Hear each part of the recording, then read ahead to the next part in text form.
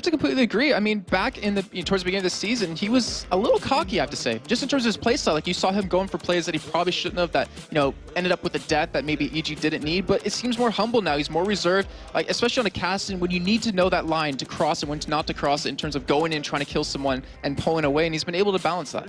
Well, let's have a look then. We are in Champion Select. Kassadin and Fizz banned out here for EG. Now, this is because of what SK do in the bans and picks, which is leave Ocelot's pick technically, usually until last. So Twisted Fate being taken out on the other side. They're going to get rid of Vayne, which has been, funnily enough, Yellow Pete's go-to champion as well for the last few games. Also on the other side for Candy Panda as well. So we're already going to see possibly a bit of competition for those AD carries in there. At least the final ban out for SK, and well, we all know why. Elise is just so very, very strong, and Shaka is a fantastic Elise jungler. Yeah, and with that banned out, we've only seen him play, I believe, Xin as his next major champion, and I wouldn't be surprised to see them, you know, go with that just yet. But that Vayne ban, I mean, you're completely right. Yellow Pete plays it, but Candy Panda has a 16.3 KDA on it. He has 3 out of 4 wins with her. Like, they don't want to go up against that champion. And EG with this first pick, it seems like they should have expected this Elise ban, and yet they're just kind of talking things over. They're just making sure that they want to take this pick that they're going to go for. And they still have a lot of champions, like Shen's open, Malphite's open, which Wicked's been straying away from lately. I'm not sure if I agree with the Zac first pick from this one. I believe Xin to be a more higher priority pick between these two teams, because Shaka, as you said, when he's not at Elise, fallen back into that Xin Zhao. Hercubot, out of his top 3 played junglers so far in the season, only has wins on one of them, that is Xin. So I think that's going to be possibly in the first round of picks here for SK, because EG have locked in the Zac. And who plays Zac on SK? I don't remember Kevin or Hercubot ever playing him. I believe Kevin has. Okay, he has? Yeah. Okay, well... Which still is a minuscule in terms of the other stuff that he plays. Exactly. Elise, Shen, Kennen are his top 3 players here, and there we see the Shen being hovered over here for SK. And not to mention Rumble, which I really... And his Rumble, yeah. We were all confused why we never saw it played, and then he showed us yesterday just how strong he still is on that champion. Obviously didn't win that game against Alternate, but he just showed like he is dominating with it, and I'm still surprised. And especially since double AP comps are becoming more normal again as well from that one. So we'll have to see now a Shen and a Zed. That was the 2-man kill team that NIP had set up in their last game against Meet Your Makers. See if SK can copy that. Okay, there's no guarantee that Zed will be on Ocelot, though. I'm just thinking, because Kevin has played Zed before in the top lane, and also, just like you said before, he usually gets that last pick for his team to kind of counter pick. So it's one of those champions that you can pretty much put in that mid lane or in that top lane. You have to be very careful of that. And Kevin, I mean, phenomenal Shen, but Hercubot, I guarantee he plays a strong Shen as well in that jungle. What are EG going to go for? We saw them earlier on playing a Yorick, obviously with Wicked there, which for me is another thing you can work against Zed, because if you have the ultimate on your AD carry or whoever you want to go with there, and Zed bursting down, then you still have him for the duration of the fight. It lasts long enough for that. So that could be an option for them either way, which would mean then that Zac would have to go into the jungle with Shaka. So we'll have to see about that one. Right now, they're just switching around a lot, so I don't want to comment on exactly what they're going to go for, but it will be actually Fiddlesticks and Varus locked in for EG. Yeah, so Crep, he's been talking with us a little bit about his Fiddlesticks. Hasn't made it public just yet, but he's been saying he really enjoys that champion. It really fits quite a few roles, and when you pair that in with a Varus, like the ultimate of Varus comes down, free Fiddlesticks ultimate, you're going to kill that person with the fear, with the silence. And late game, when you have a Zed, if you catch him with a fear or silence, all that damage is gone. So it's pretty much just like a Yorick, it's pretty much just like a Kale. You can mitigate a lot of that damage if you pair that in with Exhaust. And I want to see how good Crep is on Fiddlesticks, because if I'm not mistaken, and I know you're going to correct me on this if I'm wrong, he hasn't played Fiddlesticks just yet this season. No, the thing is he has gone for his more standard stuff. You know, the Thresh obviously is a big one for Crepo. Yeah. Lulu, he's even played 4 games with Janna up until now. So, you know, Fiddlestick's going to be coming into this one. We'll see what Crepo can do with it. But we've heard from a lot of support players, and we've seen it from the amount of times that he's been picked so far in the summer split, that they're liking him. On the other side, though, Zyra Ashe, saw it yesterday. We commented on it already from SK Gaming, kind of taking what Cloud9 did, what's been done in Korea before that as well with the Zyra Ashe bottom lane. I don't want to give Cloud9 too much for that one, even though you know, they're doing so well with it and have done so well with it that we saw it first really being used over in Korea. So we'll see it on the other side now for EG, what they're actually going to go with. And they're going to go for Jarvan and Jace. As I said, Froggen has a 100% win ratio with Jace up until now. It's not the same Jace that he has a 100% win ratio with, granted, because of the changes to both him and the tier, but I still think Froggen, as you know, a champion master, he really does master the champions that he brings to the table. I think he can still pull something out with him. If you've seen him playing on his stream lately with his Smurf, like ranking that up, he's been playing Jace a little bit, and oh god, it's like you never change it against him because he is just so strong that champion. Just like I said, 100% win ratio, and the poke he pulls off. I mean, I'm thinking back to, I think it was Moscow when they played against Fnatic, and he just destroyed them in that mid lane. Just was pushing up 1v3 into that middle second turret, and not to mention you have that range against. Oh wow, sorry, that Lee Sin kind of caught me off guard a little bit. So we are gonna have looks like also on that Zed in the middle lane, and against a Jace with the auto attack range, I mean you're gonna apply some good harass. So there is the final pick then coming out, the Lee Sin for Hercule bot. Again, a champion which he used to play quite a lot when he was, you know, in these all-French lineups where he really started to make his name, the Cyphers, the Millenniums that he was in before joining SK Gaming. So really interested to see what he brings to the table with that one here today. I remember you and I were casting, it was EMS or EPS. You tried to get this story out I tried to, yeah, Jason. I tried to. Because I didn't remember him playing Lee Sin until I thought of that moment, and we were casting it, and we were just... It was Millennium that he was... It was Millennium, okay, yeah. and we were just amazed. Like, we were calling him pretty much Diamond Proxy's level of Lee Sin, and he hasn't been able to show just yet. And I remember when he first joined SK, if you think back to Insol Extreme Masters Katowice, he played Shaco. Like he plays all these like random junglers, but he just never has the opportunity to do it. And Lee Sin, back on one of his, you know, to me, it's a comfort champion for him. It's going to be awesome to see how well he does. Well, we'll find out here in just a little while there. Evil Geniuses on your screens. Looking in concentration mode during setup, there were laughs all around, but now, you know, getting down to that serious business time, there's no real joking coming into this one. Everyone concentrated on the prize, which of course is a spot in the playoffs, and you know, then fighting for the world playoffs. That's a stage that everyone wants to be on coming out of the summer split here for this. So we'll see if they're able to pull this one off. One of these teams is going to make a move somewhere in the table, whether that's SK, you know, jumping closer to Gambit's position and maybe more importantly away from Meet Your Makers in the last spot, or Evil Geniuses who've really turned on the heat in this last couple of weeks and stepped up their game, now above Gambit in the table. Gonna have that opportunity, like I said, to go level on 12 and 11 with Ninjas in Pajamas, leaves them just 2 wins away from Lemon Dogs right at the top. And everyone was waiting to see Evil Geniuses and SK really step it up because they've been very quiet this entire season, and there's no better time than right now. And SK, I mean, we talk about Evil Geniuses playing better over the past few weeks, but honestly, so has SK. Ever since, you know, Tenerife, even I believe the week before that, week 5, they've been picking up some much-needed wins. They haven't looked as solid. They've looked a little bit inconsistent, but we know the skill's there. We know the team that they can be, and it looks like they're trying to bring that back, and they're going to go for an invade here, but Shaker will spot them with that flag. Yeah, SK...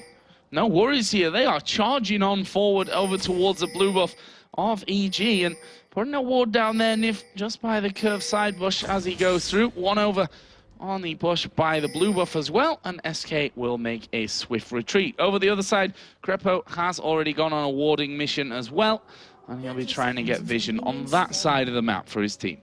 And remember last game we were talking about what's the point of putting these deep wards if you're not really going to go for an invade and you just pretty much trade the buffs anyways. But right now, SK, they go from the blue of Evil Geniuses straight to the red. So they actually kind of are preventing Shaker from like taking his own blue right away. Like they have the vision and they're actually just going to take the vision on the red and then back away too. So that's a lot of wards to commit so early on, and that makes them more vulnerable in that laning phase. Well, so I think one thing that they've got in mind here is how aggressive Shaker is, and having vision on both sides of the map is obviously going to give them an advantage. Or I say an advantage, certainly the knowledge to create an advantage from that. Obviously, you don't get an instant advantage just by knowing where the opposition's jungler is. But the start will be on the red buff by the looks of things. Lane swaps coming in as well, as we see here for Evil Geniuses with both Yellow Pete and Crepo headed up to that top lane. They'll go up against Kevin Shen. That will actually leave Froggen here to try and shot blast away. Oh, it was so close. It was so ridiculously close there for Froggen. If he'd have waited one more auto attack there from Lee Sin, he would have picked up that blue buff. Crazy. And that's just great awareness out of Froggen, realizing that every jungler does not smite their initial buff anymore. And I swear, if you go into a rank game with like someone like John and you just throw a random tornado over the wall, you can steal it away. I've done it before. I've seen it done before. It's been done to me before. But that just shows like he's really adapting to the meta, and he almost pretty much set Hercubot so far behind and gave himself such a huge advantage in that mid lane. Well, it didn't happen. That's the key point for this game right now. All ifs and buts at this stage, but Froggen at least applying the pressure to Ocelot, who is obviously going to have an advantage over here in this laning phase, just for the fact that he has those ranged attacks which he can use to really put on the pressure to Ocelot's Zed. Yeah, and I really want to say, can Ocelot have a game like Bjergsen? I mean, we just saw Bjergsen just dominate his lane, dominate the entire game, and I know Ocelot wants to show everyone else he can do that. And I'm happy seeing Ocelot on Assassins again. I mean, he talked about it in his interview, saying he's just playing him because he enjoys it right now. And he played a lot of Orianna in the split so far. Hasn't been too successful on her, but as Kha'Zix, for instance, 3-3 with it. And why not play more Assassin champions if you have the ability to? Wow, I'm not sure if that flash was needed. Not sure if he got the range on him there either way, but now better safe than sorry, I suppose, with that Lee Sin, who at level 3 with a double buff in particular is ridiculously strong, putting out so much damage, hard to get away from. So, as I said, better safe than sorry. Don't leave anything to any kind of chance there for that one. In this bottom lane, though, we see Candy Panda and Nif already putting down a lot of pressure, getting into that turret. But look at this, Shaka coming in from the side, and SK did just spot him. And the thing is, that's a really easy gap there to hit the grasping root. So Shaka's got to be really on top of things when it comes to sliding in. Yeah, and he just wants to make sure that Wicked can keep this experience from this wave, because it was a giant wave push up against his own turret, trying to get him a little bit more CS. He does have that door and shield, so he's going to get a little bit more regen. But Froggen right now, he's going to get ganked here. Yeah, Hercubot coming in from the side. Ocelot putting down the damage. The Q misses, and a hammer will knock Hercubot back. Froggen here did take half of his HP down, or had his half of his HP removed from him.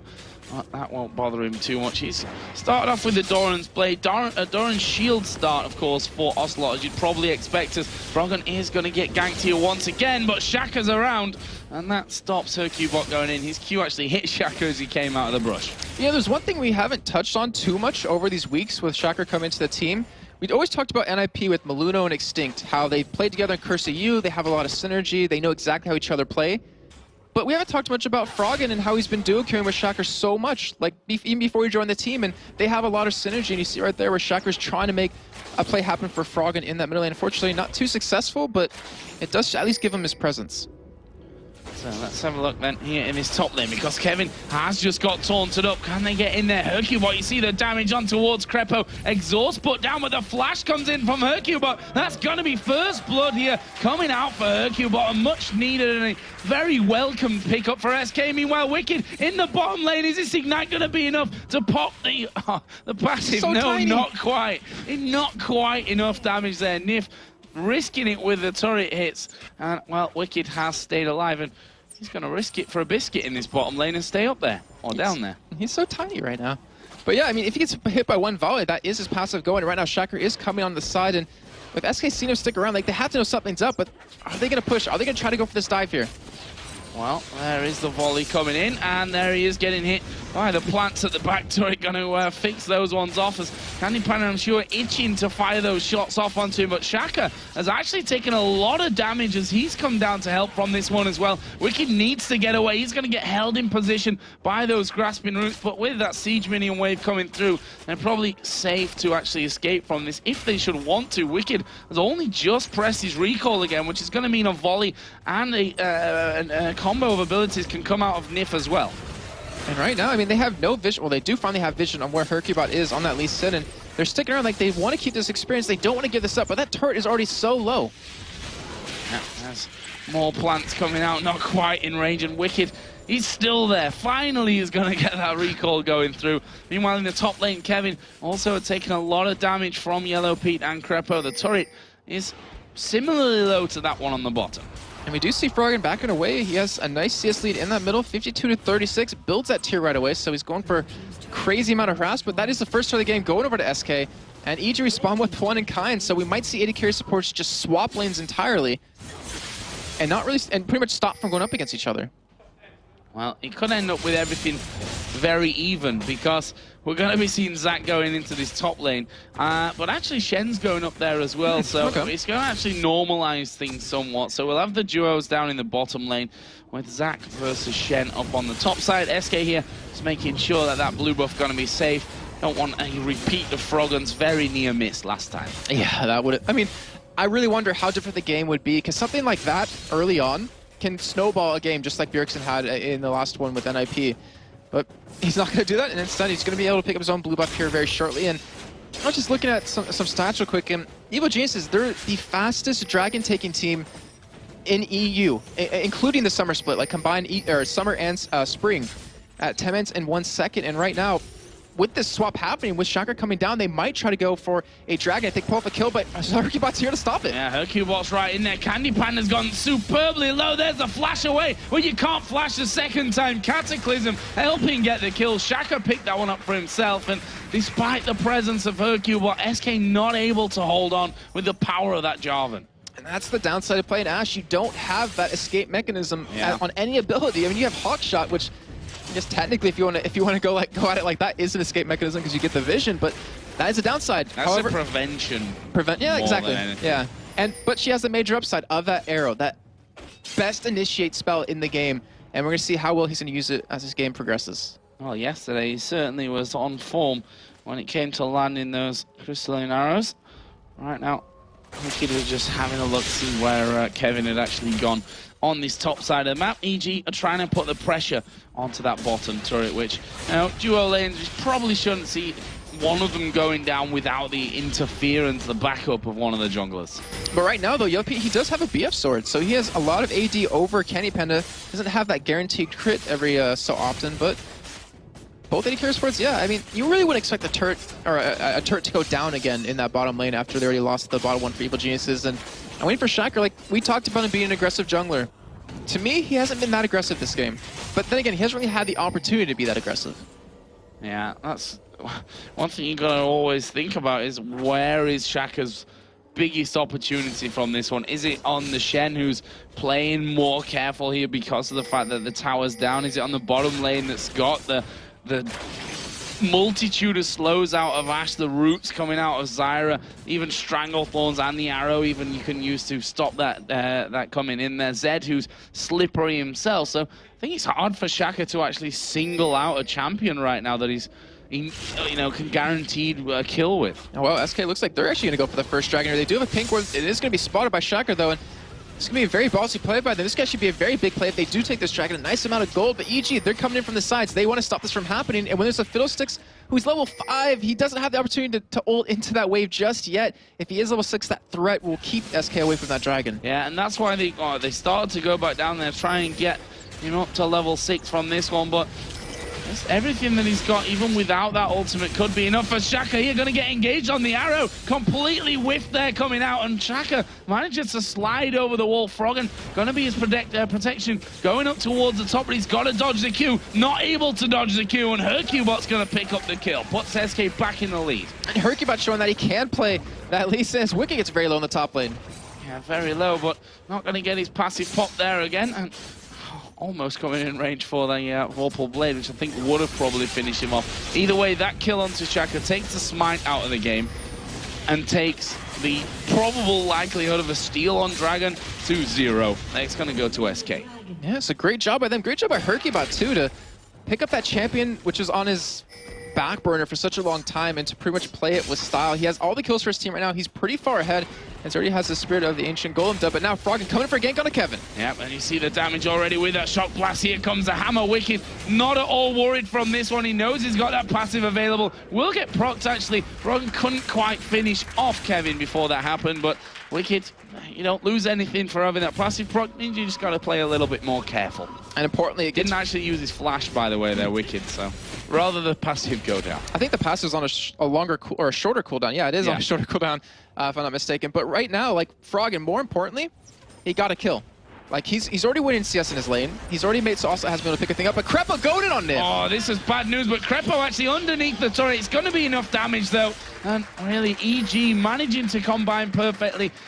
Zyra couldn't actually, or Nif, I should really say, couldn't quite manage to snipe off Crepo there with the passive after death. But another great chain of, that was a pun, not even intended. I was going to say chain of events, but of course the chain of corruption coming in from Yellow Peak, followed on by the ultimate out of Crepo, and you just don't escape it. We said it so many times before that, as well as amazing kit in terms of crowd control for Fiddlesticks, his ultimate does so much damage without any AP behind you. Exactly. The base numbers on it are just fantastic, and it allows you to build straight into support items, or even in new 10 Dude X's over in North America, just build a tank out of them from the jungle. And we're going to see how it's going to work, because obviously what's really bad about this, about Fiddlesticks, is if you don't have control of vision around the map. If you can't get that sneaky Fiddlesticks ultimate, if you can't get SK to engage upon you, then counter it with that, then you lose the entire purpose of him to be able to get in there quickly to, fear or silence one or two targets. So let's have a look at gold here. 1,300 the difference between the two. We're going to see Kevin and Wicked now facing off in this mid lane. Kevin a little bit of ahead of him there in terms of items with that Sunfire cape already done. Wicked got the works of it. Both obviously going with Dora and Shield. Kevin deciding to go to that Sunfire cape rather than into the boots that Wicked got earlier on there as well. And there are the statistics for the Shen for Kevin.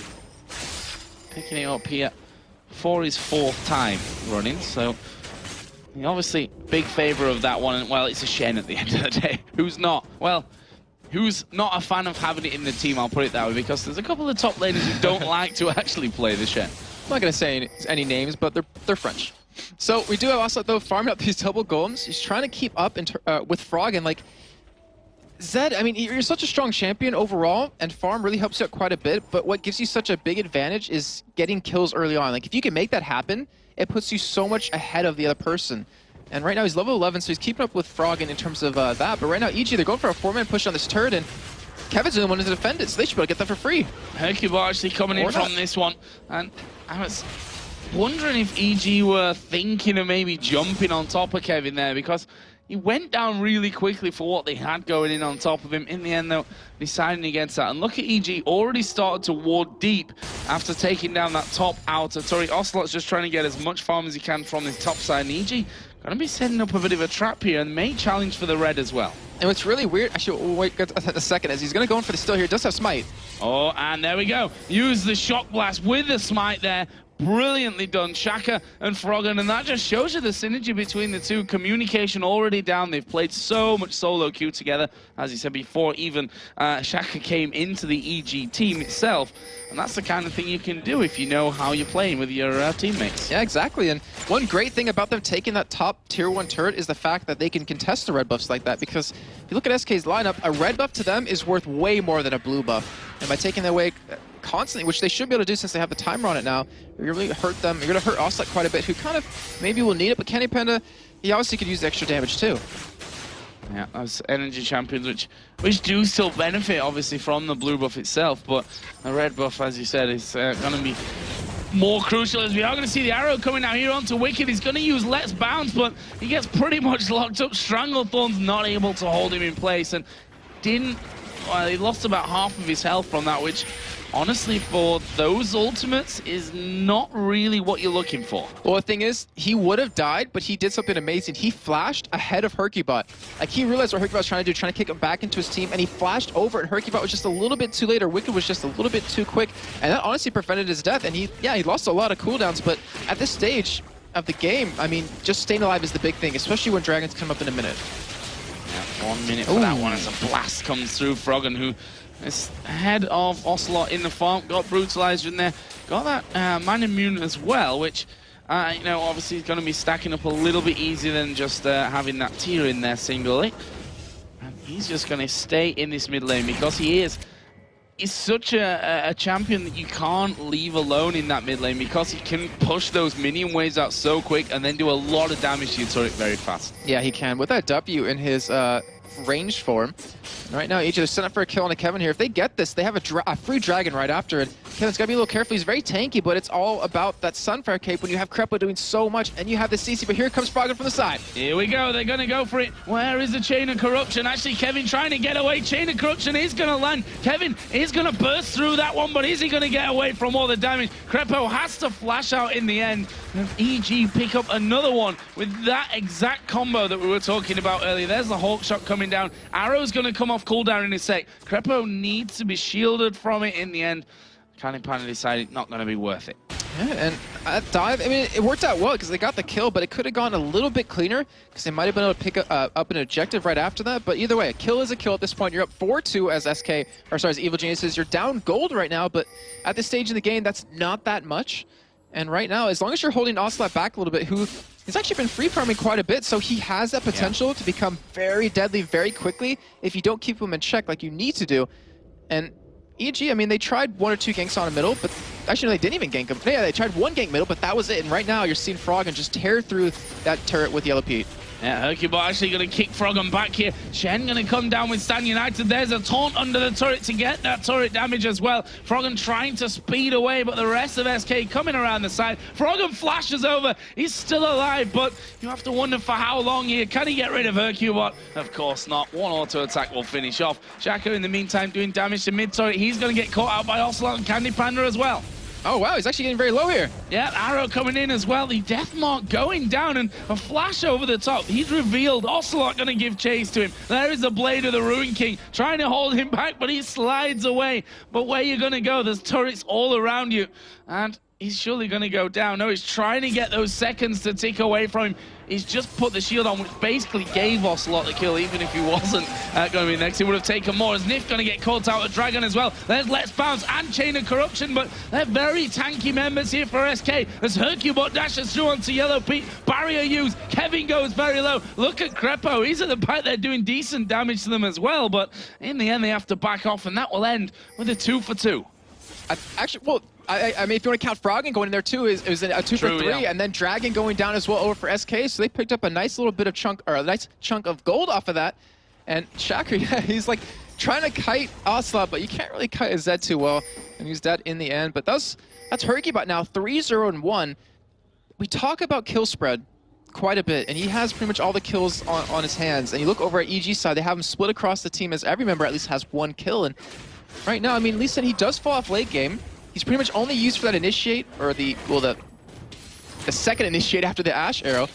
And I'm curious, is he going to build a little bit more damage or just go straight tanky? And with the items that he has, looks like he will go for that Rune Bulwark. Here comes Krepo. They're going in straight on towards Krepo, and Candypanda's a dead man. There were the Stranglethorns coming down, turret focusing Krepo, but teammates can actually kill that off before it could even get close to getting the killing blows in there. And again, we see that whole combo. Froggen going to take down this bottom outer turret as well with that attack speed steroid on his W to finish that one off. Ocelot going to reply on the top. That's going to be so frustrating as Candypanda because Krepo just feared him, then ulted in his face. Like, he ulted right in front of him and just said there's nothing he can do about it. Just take it, man. You're going to die. And he ended up happening. It was actually grasping rooted as well for pretty much the entire time until the jump actually came in from it. So, sad times really coming out there for SK, but not easy to hold a Fiddlesticks down, even when he's doing it in plain sight of you. Usually he's just flying over a wall and you just scream and run away, but this time not quite able to do the same. I've heard you do that in the office before, when Fiddlesticks goes over the wall. I run away from my PC, though. That's the problem. Fiddlesticks is that scary of a, I was going to say man, but he's more of a scarecrow, isn't he? It's a stick. Yeah, no, scarecrow, yeah. So we do have blue going over to Froggen right now. He's 2-1. He's trying to maintain that 100% win record right now on him right now. And Krepo, we talked about earlier, like a Fiddlesticks, the downside is that if you don't have control of vision around the map, the ults that you're going to use are kind of going to be caught and stopped. But with that Oracle, it's going to help facilitate that. And right now, Nif doesn't have one himself. I had to check just to make sure, because I was pretty sure he didn't have one. Yeah, not got one on there right now.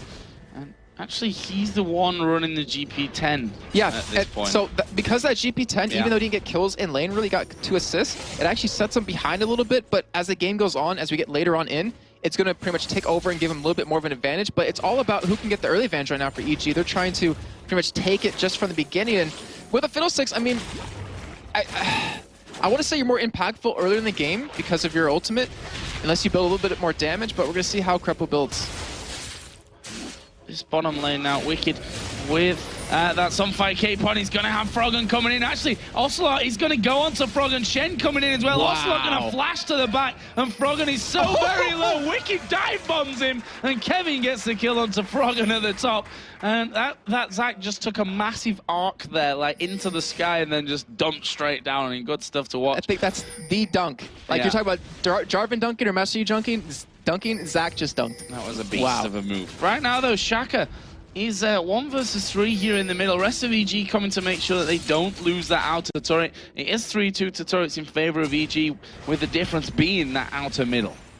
And right now, Yellow Pete, he's pulling a little bit of Genja, being really quiet the past couple of minutes here. Just in there pushing that top lane, trying to farm. He's gonna hit. Oh, he's gonna hit with an Ash arrow.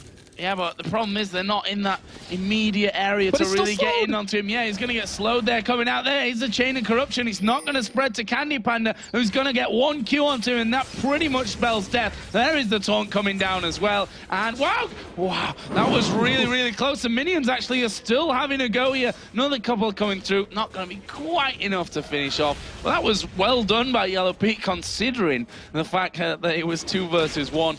And it was all, that's the thing about Ashe as well, that you get hit by the arrow, you think there's no one near me. It's such a long stun. It takes a while for us here. But when you actually get hit with it yourself, it feels like about 5 seconds longer than it actually is. And then you get hit with a volley, and as soon as you're in range for a Q, you pretty much say goodnight against Ashe. Yeah, you're like, yep, I'm dead. Might as well fight it out. And like you were saying, he almost actually won that fight against Candy Panda.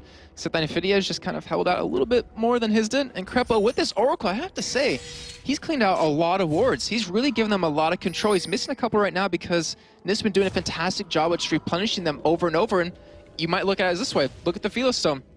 It didn't give an early advantage for an early Oracle, but it's allowing him to keep refreshing this ward coverage. And there's the Oracle now. So got like 3-4 minutes later than Krepo, but they haven't really been able to make any big plays off of the Oracle that EG had early on. And picked himself up an extra pink ward in there with that one, so it's probably going to go down to a high priority target. Dragon coming up in 30 seconds or so probably is that target as Ocelot waits in the brush. Cue the jostling. Ah, stalking his prey. It's kind of like a mosquito stalking an elephant at that point, though. Wicked is pretty tanky now with that frozen heart in as well. I'm trying to think about that analogy. Just like, Yeah, no, it works though. It's like, I mean, there's no way he's going to take him down with that Sunfire Cape, with the Frozen Heart on top of that. That's too much armor for Ocelot to deal with, unless he has that Last Whisper, which he's still currently building right now. And EG, they're starting to group up here. They want to force a fight, and right now SK doesn't have too much vision. Obviously, that Q's going to help him out with that. And I believe, yeah, Dragon is up right now, so they want to contest this. They want to be able to take this first Dragon for themselves. I don't think it's going to be able to happen for them, though. Krepo has cleared pretty much both of these routes in towards that blue, in towards the Dragon now, except the blue buff side, which actually is going to be finished off right now. So the thing is, they've got complete vision control here, EG. SK are going to be flying blind, and from what their teammates can see, as Hercubot's going to go in there, we are going to see Shen joining the party as a Cataclysm is quite good. Chain of Corruption comes in, Yellow Pete and Candy Panda are fighting at the top. Ocelot going on towards Froggen, he gets the kill, but Ocelot will die here to Shaka. Meanwhile, on the top side, we did see Yellow Pete go down. Krepo died as well. Kevin here being focused by Wicked, but he's got so many men attacking him. Is he going to get away? Well, he's going to get his passive propped, and SK are trying to do it all over the wall. Oh, they got one more bit. Sunfire Cape ticking. There we go. Oh, Captain stealing it away, waiting for that. But that was a really interesting fight. So EG, they got Dragon. Good job, guys. But you lost 4 members, and SK only lost 1. So in the end, SK pretty much coming out ahead in that. And it was a really interesting fight, too, because Krepo, actually, no, let's start with Nif. He got an amazing ultimate off. That Strangle Thorns locked down Evil Geniuses from leaving that pit and just kept him out of the fight for a long time. Krepo got knocked up, so he wasn't able to use his ultimate anytime. Then he actually flashed away to get out of range so he could find the ulti. And then Yellow Pete dodged the arrow and it hit him instead. So it locked him down for a little bit longer. Then he finally used it at about a 5th life and just sat there on the main tanks with Hercubot and Kevin. Unfortunately, wasn't able to kill them, but you know, great fight by SK to really space them out and take advantage of their whole, you know, composition. So let's have a look at some of the items coming in. SK have got double Runic Bulwark already finished into this one. On the other side, just the Aegis so far with Shaka. which he's doing red buff right now. I think he might have a decent amount of cash to actually be headed home with.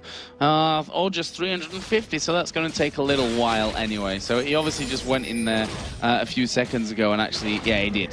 26 minutes in, so he's only had that for 50 seconds right now. So he's going to be a little bit behind when it comes to picking up that runic bulwark. I'm looking at Shaka's items, and he has the no magic mantle to build into runic bulwark, but why would you build that right now? I'm looking at the other team because, you know, Kevin does obviously do a little bit of magic damage, but you're against pretty much a full AD team.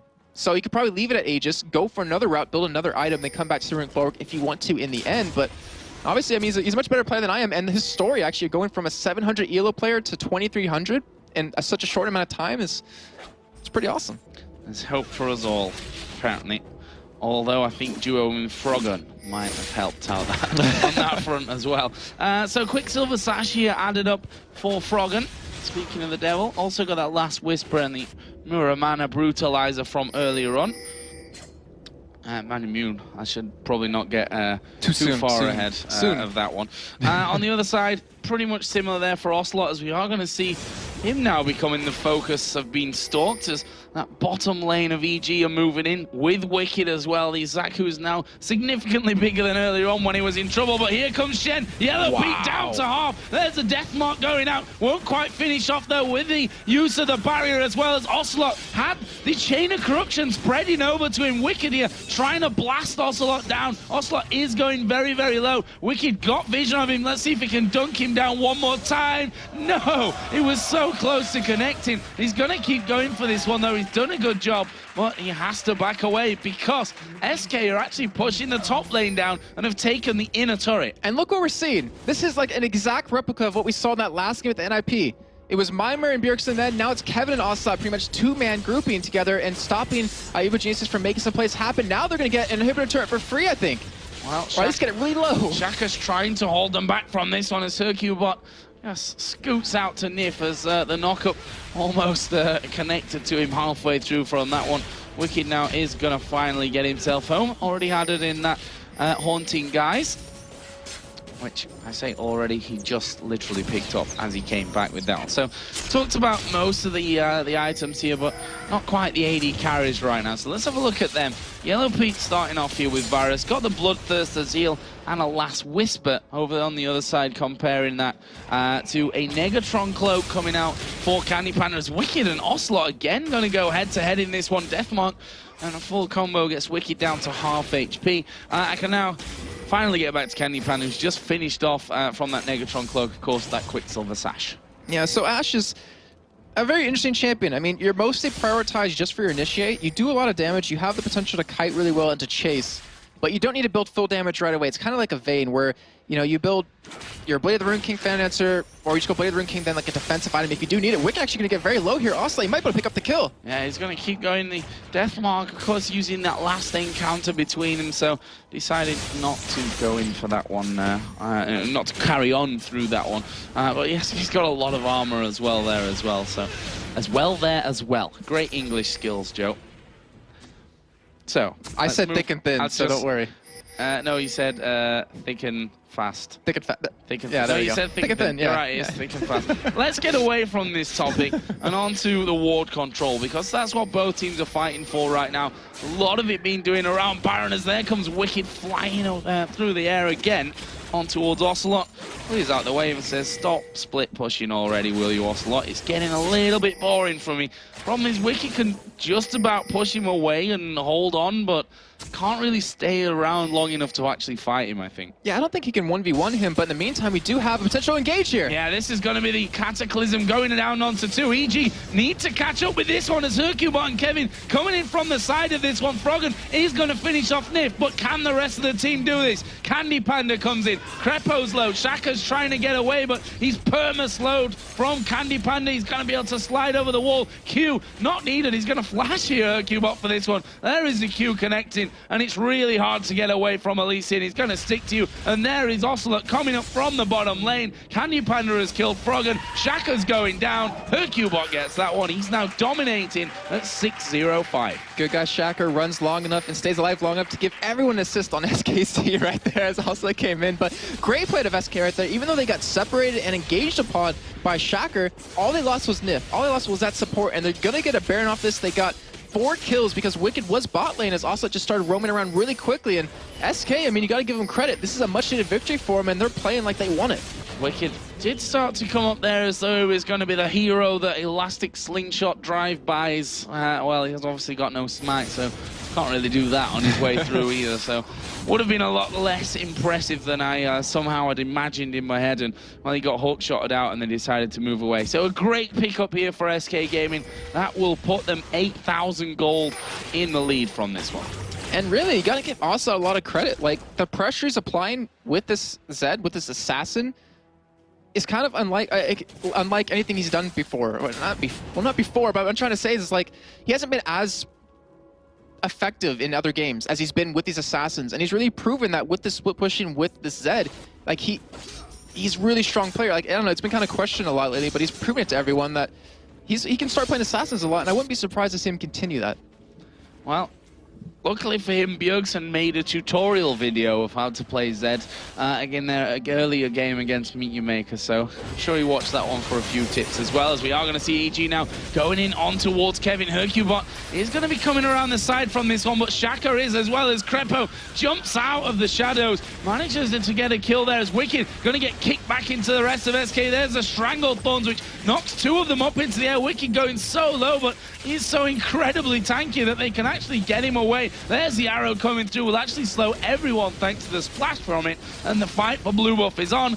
I cannot see who took that one in the end. I think it was Shaka that actually got it, and they are going to be backing away now. So overall, not too bad for EG, manages to get a kill, but what's bad for them is that Ocelot has been split pushing again, and he's managing to now go on towards the inhibitor, and EG is still sticking around to fight. Yeah, SK's just not trying to not let them back away right now. They keep chasing, running away. He got the inhibitor for free and the inhibitor turret. Phenomenal play of Ocelot to really recognize what was happening. And now SK, if they don't stop him, they're going to get a free dragon anyways. Well, Wicked has gone back, which we've seen how Wicked and Ocelot's interactions have really gone there. The dragon here is started by SK Gaming. Well, Yellow Peach is using the piercing arrow to check, even though he was outside of it. Is Crepo going to get caught in the grasping roots? This could be dangerous. Shane coming down with the Stand United as Froggen dives into the middle. Well, look how quickly he goes down. Double kill. This is going to be another one coming out. Shen picks that one up, and Ocelot finishes off with a death mark onto Yellow Pete. And that is 4 men down. After that, well, it was a 5v4 as well in the end, with Ocelot coming around to mop up. Wicked was left with the task of clearing base, but SK there, if you talk about split pushing, that was just how you do it. That was a real 101 as they just go over the wall, taking the sneaky route into Are they going for the win? I think they might be. Oh, wow. This is a very ballsy play, but it's going to work out for SK. There's 20 seconds on the clock here, and SK, with that movement, the mobility that they've got coming through the walls here, they're going to go straight for it. Wicked dives in them, but I'm not sure that he's going to be able to hold on. 2 seconds for Crepo to come up. He's now back in play, but both Nexus turrets are down. They're going to go for this one. They're going to try and finish off the game. Nexus going very low. Jarvan